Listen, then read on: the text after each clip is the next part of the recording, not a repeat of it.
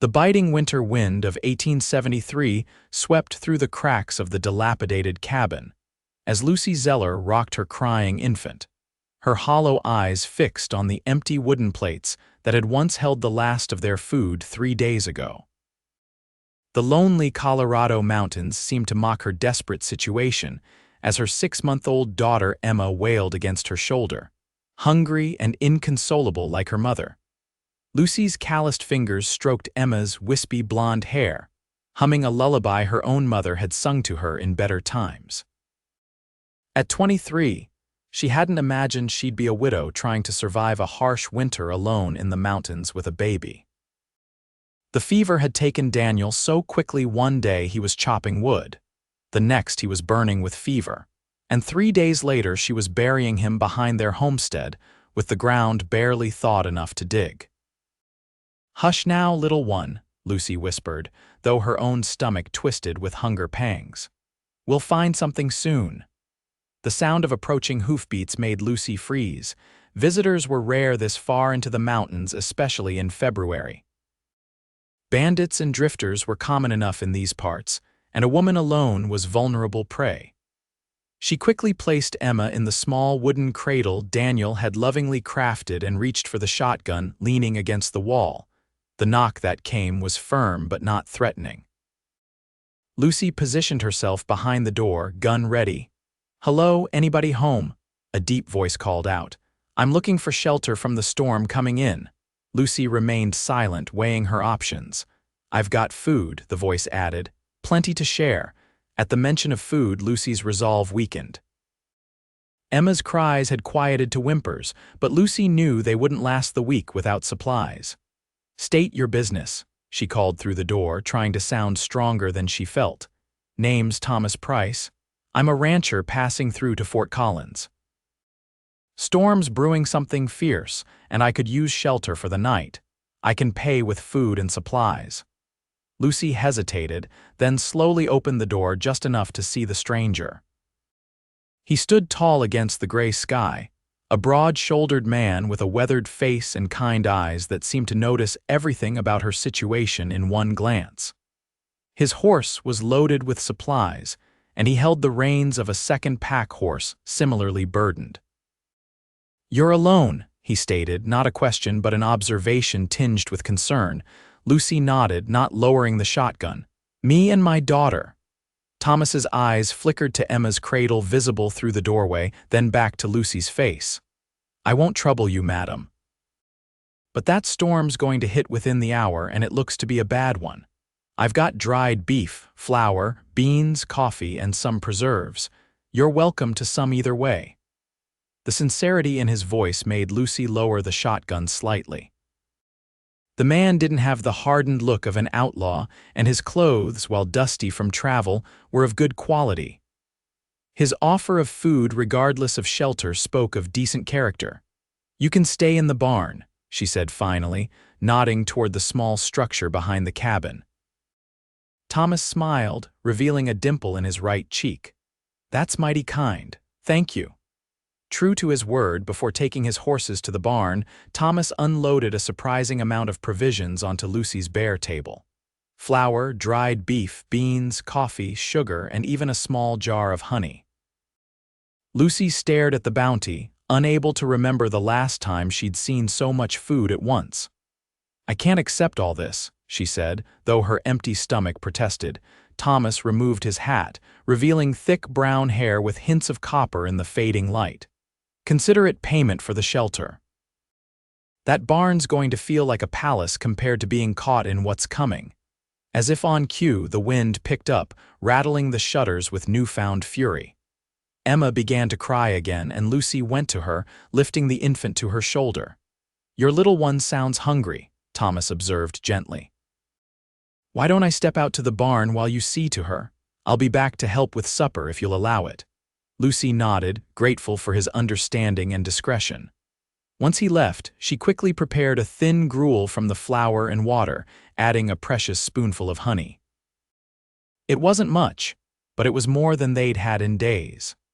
She fed Emma first, watching her daughter's eager acceptance of the simple food with tears in her eyes. True to his word, Thomas returned after giving Lucy time to feed Emma. He knocked respectfully before entering, bringing in an armload of firewood. "Thought you might need this," he said, stacking it neatly by the fireplace. "Storm's hitting now. Mind if I cook us up something proper?" Lucy watched in amazement as Thomas moved around her small kitchen with unexpected competence. He built up the fire, set water to boil, and began preparing a hearty stew with dried beef, beans, and some dried vegetables from his supplies. "Where did you learn to cook?" Lucy asked, bouncing Emma gently as the baby, finally full, cooed contentedly. Thomas smiled as he stirred the pot. "My ma died when I was 12. Pa wasn't much for cooking, so it was learn or starve. 5 brothers made for hungry mouths. You have a large family." "Had," he corrected softly. "Lost pa and 2 brothers in the war. One brother took off for California gold fields. Haven't heard from him in 3 years. Other brother runs the family ranch in Wyoming Territory with his wife." "I'm sorry," Lucy said, recognizing the familiar shadow of loss in his eyes. Thomas shrugged. "Life out west isn't for the faint of heart, but it's got its moments." He gestured toward Emma with a smile. "Your little one seems happier now." "Amazing what a little food can do," Lucy admitted. We haven't had much lately." Thomas's eyes traveled to the empty plates on the table, understanding dawning on his face. "Your husband? Fever took him 2 months ago," Lucy said simply. "Daniel had big dreams of making a life up here. We came from Missouri last year." Thomas nodded, not pressing for more as he continued preparing the meal. When he finally set 2 steaming bowls on the table, Lucy's hands trembled slightly as she accepted hers. "This is the kindest thing anyone's done for us since Daniel passed," she admitted, savoring the rich aroma of the stew. Thomas sat across from her, his expression serious. "Neighbors should help neighbors out here. It's the only way to survive." "We don't have neighbors," Lucy said, "not for miles." "Then I'm glad the storm brought me this way," Thomas replied. They ate in comfortable silence, the howling wind outside making the warm cabin feel like a sanctuary. After dinner, Thomas insisted on washing the dishes while Lucy tended to Emma. "You should take the bed," Lucy said as the evening grew late. "The chair is comfortable enough for me." Thomas shook his head firmly. "I'll be fine in the barn, got my bedroll and the horses for warmth." "The temperature's dropping fast," Lucy argued. "The barn roof leaks in 3 places. I can't in good conscience let you sleep out there after all you've done." After some debate, they compromised.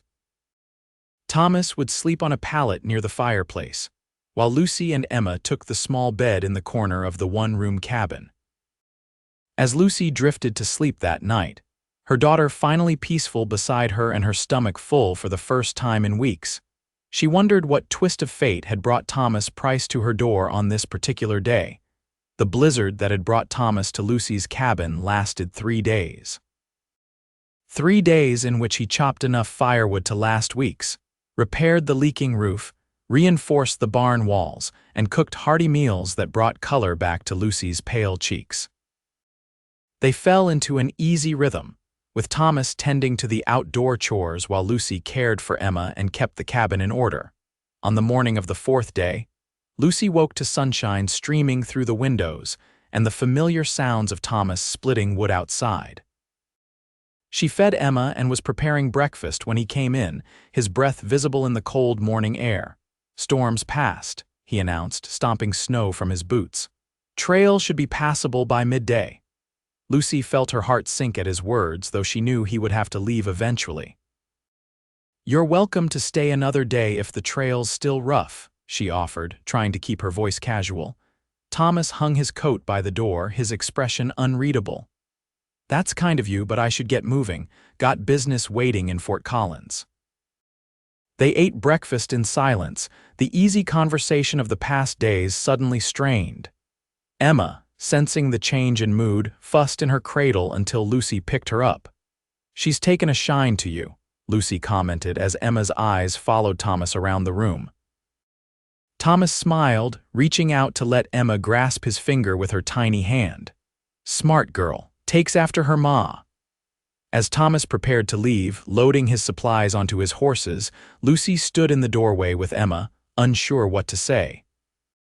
Thomas had brought more than just food to their table, he had brought hope and companionship when she'd needed it most. "I can't thank you enough," she finally said. Thomas adjusted his saddle, not meeting her eyes. "No need for thanks. Anyone would have done the same." "No," Lucy said firmly. "Not anyone."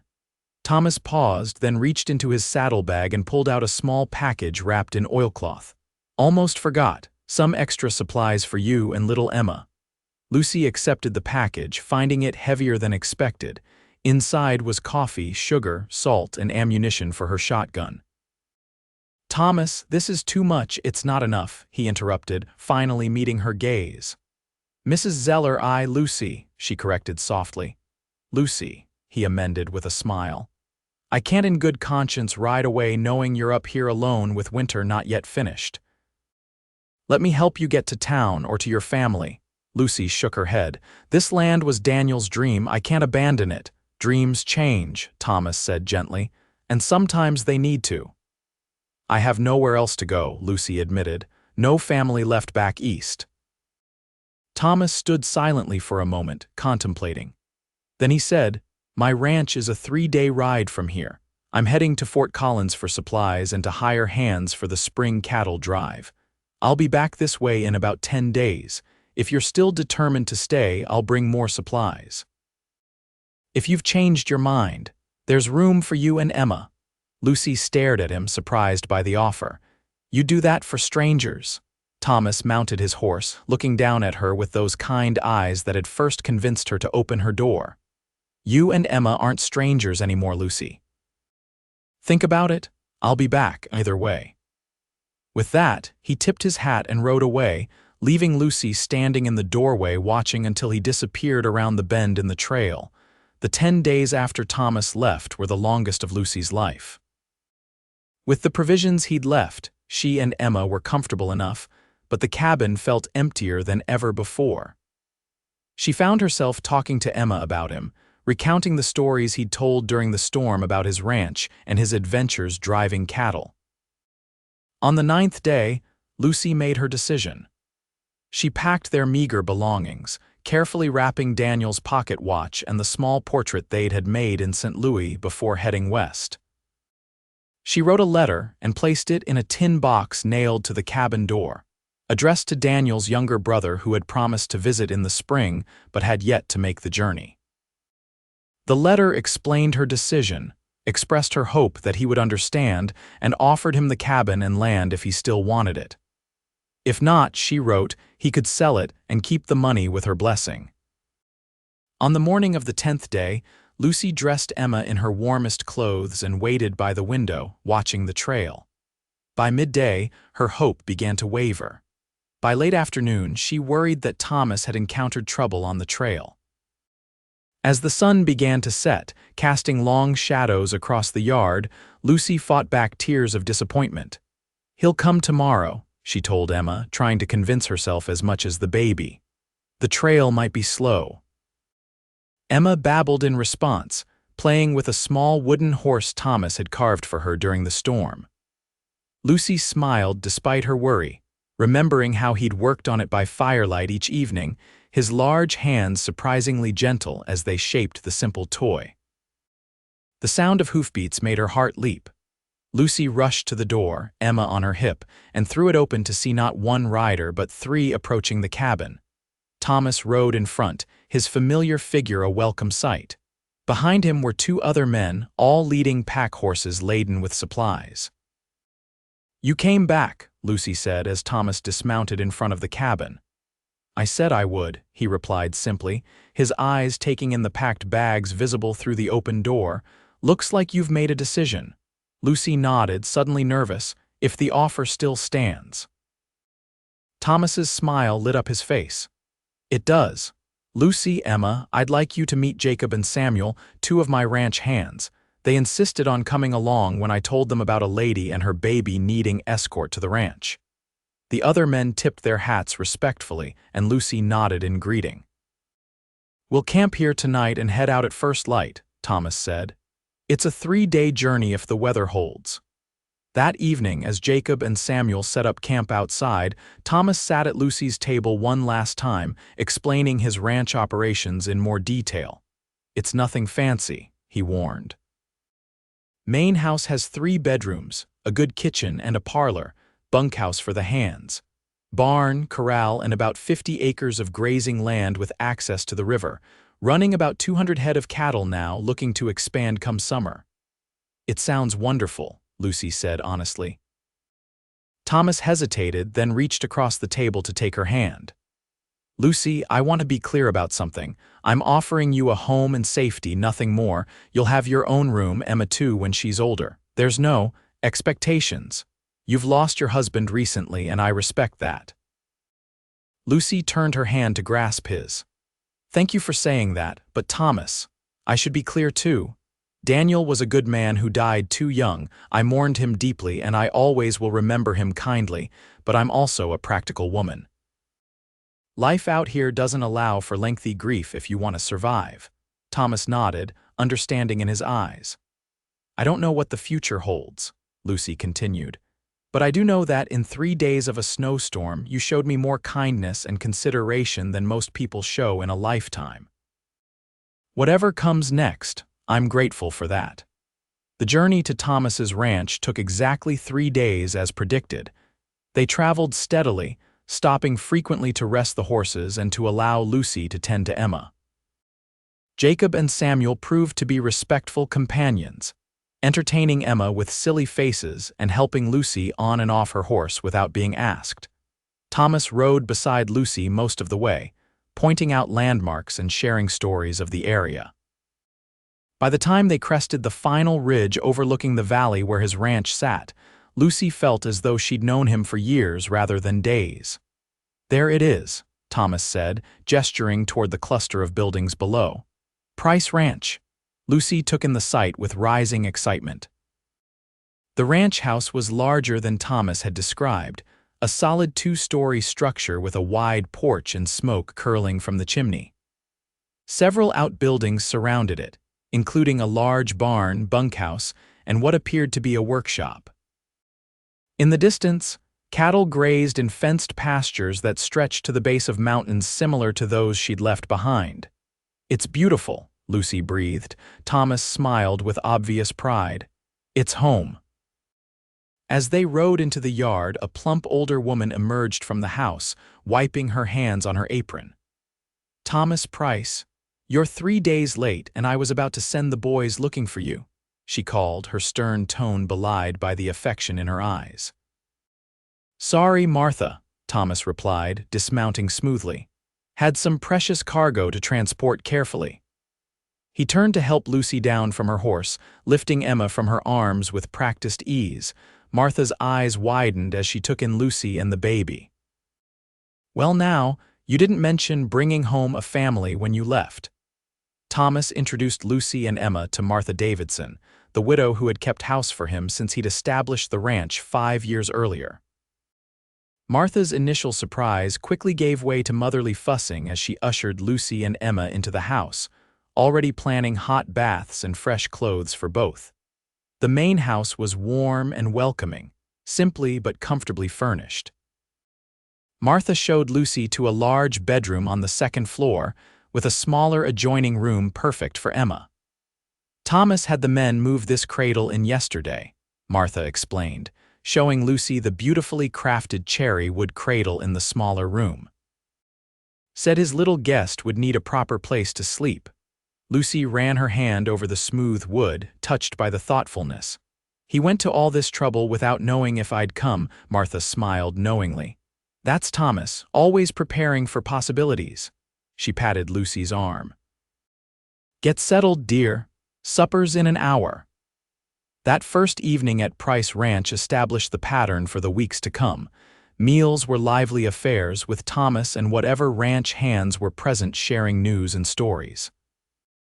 Lucy found herself laughing more than she had in months, with Emma passed from lap to lap, thoroughly enjoying being the center of attention. As winter gave way to spring, Lucy found her place in the rhythm of ranch life.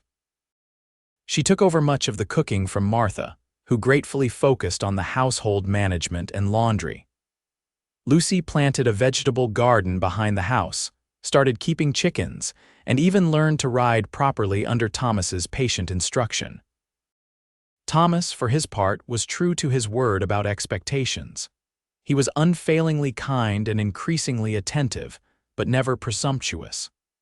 In the evenings, after Emma was asleep, they often sat on the porch or by the fire, talking about everything and nothing until the hour grew late. As April turned to May, Lucy realized she had fallen in love with Thomas Price. It wasn't the passionate whirlwind she'd experienced with Daniel, but something deeper and steadier, a love built on respect, gratitude, and genuine affection that had grown naturally over shared meals and quiet conversations. Whether Thomas felt the same, she couldn't be certain. He treated her with warmth and consideration, but maintained a respectful distance that sometimes frustrated her.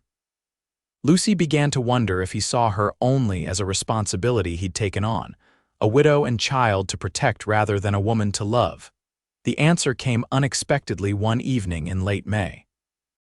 Thomas had been away for 2 days, checking on cattle in the far pastures. Lucy had just put Emma to bed and was sitting on the porch, enjoying the mild spring evening when he rode into the yard.